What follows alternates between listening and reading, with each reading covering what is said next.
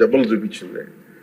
భర్తను అడిగితే భర్త ఏమన్నాడంటే, నేను ఎప్పుడు ఇలా చేసేవాడిని కాదు, మందు తాగగానే నాకు అట్లా అయిపోతుంది, ఇది నర్వస్ డిజార్డర్ వచ్చేస్తుంది, న్యూరలాజికల్ డిజార్డర్ వచ్చేస్తుంది అనేది తర్వాత దీంట్లో తెలియదు అధ్యక్ష. భూమి ఒకసారి అంటే ఇది ఇంకా విష్ణుకుమార్ రాజు గారు చెప్పినట్టుగా ఇది ఇంకా 3,000 కోట్లుగా చాలా లోతైన దోపిడీ జరిగింది. దీంట్లో లాస్ ఆఫ్ కన్సిడరబుల్ రెవెన్యూ దాదాపు 18,860,51 అనేది ప్రాథమికంగా తేలింది. దీంట్లో అంటే ప్రజలకు కావాల్సిన డబ్బు, ప్రజలకి రావాల్సిన డబ్బు ఇవన్నీ కూడా ఎక్కడికి వెళ్ళిపోయినాయి.